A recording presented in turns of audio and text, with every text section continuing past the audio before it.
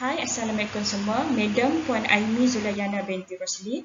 Untuk aktiviti week 3, oleh kerana kita cuma diberi 1 jam setiap minggu, Madam rasa kita fokus dulu kepada aktiviti atau task yang perlu dilakukan pelajar untuk komplitkan portfolio di mana item-item ini diperlukan dalam penilaian portfolio pelajar.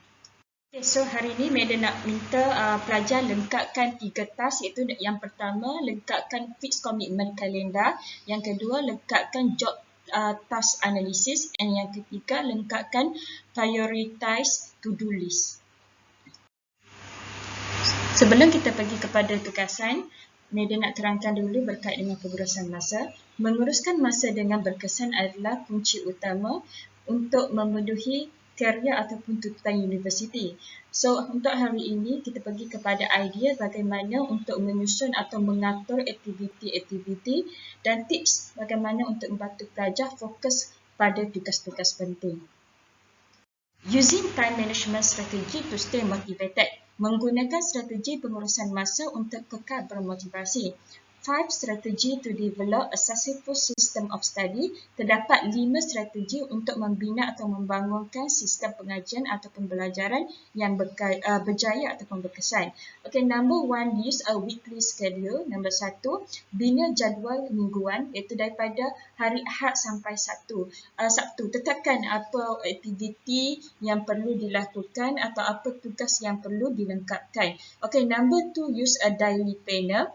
Okay, bina ataupun gunakan perancangan ataupun jadual harian. Okey, untuk satu hari itu pula daripada jam berapa kepada jam berapa. Apa aktiviti atau tugas yang perlu dilakukan. Okey, number 3, use a semester calendar. Okey, guna kalendar semester. Biasanya UiTM pun ada sediakan untuk satu semester tu bila minggu peperiksaan, bila minggu kuliah. Daripada situ kita boleh rancanglah aktiviti kita. Number 4, balance academic with social and personal demands. Okay, so seimbangkan akademik dengan tuntutan sosial dan peribadi. Okay, sebagai pelajar kita perlu utamakan pembelajaran, tapi ada masa juga kita perlu bersosial kan. Okay, so pastikan dia seimbang lah. Okay, number 5, avoid procrastination. Okay, elakkan penangguhan. Okay, atau penundaan. So, kalau boleh jangan bertangguhlah. Kalau ada tugas, selagi ada masa, cuba siapkan. Okay.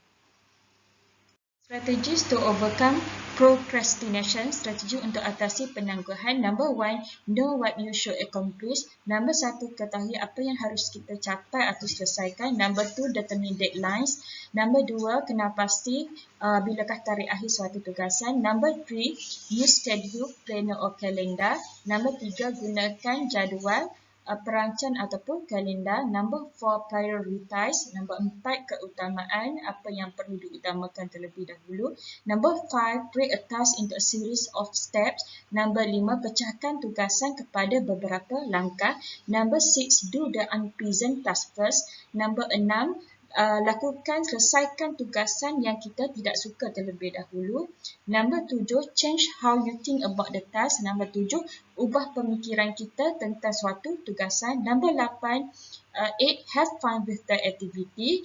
Okay, number 8, berseronoklah dengan aktiviti tersebut. Number 9, establish rewards as personal incentive for completion. Okay, number 9, wujudkan ataupun tetapkan suatu ganjaran peribadi sebagai insentif untuk jayakan ataupun selesaikan suatu tugasan. Advantage of being organized. Okay, kelebihan menjadi seorang yang berorganisasi. If you organize your time well, you will. Okay, jika anda menyusun masa dengan baik, anda akan number 1, keep on schedule and meet deadline. Number 1, kita boleh kekalkan jadual kerja kita, tetap berada dalam jadual kerja dan memenuhi tarikh akhir suatu tugasan. Number 2, reduce stress caused by a feeling of lack of control over your work schedule. Number 2, boleh mengurangkan tekanan disebabkan kurangnya kawalan kita terhadap jadual kerja. Number 3, complete work with less pressure and fulfill your potential.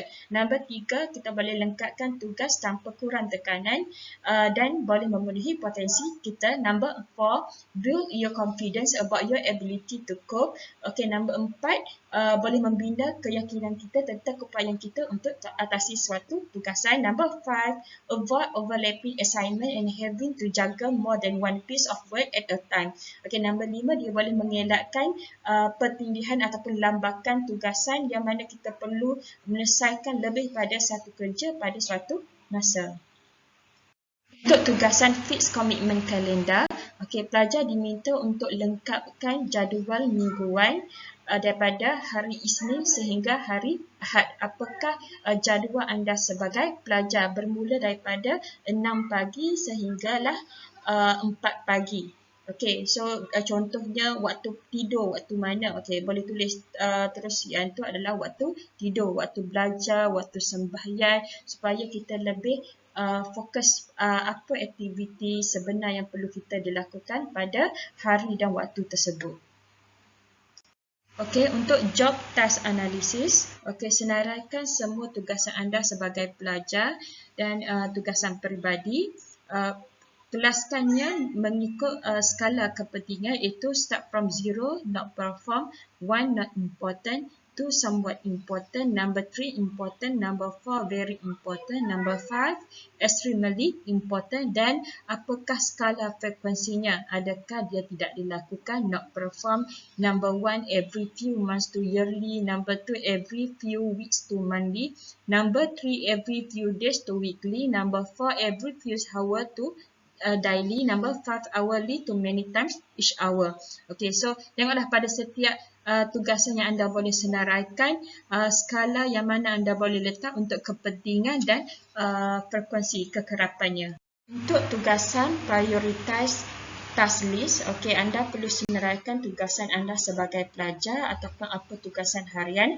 Kelaskannya mengikut high priority task, medium priority task, low priority task or additional task.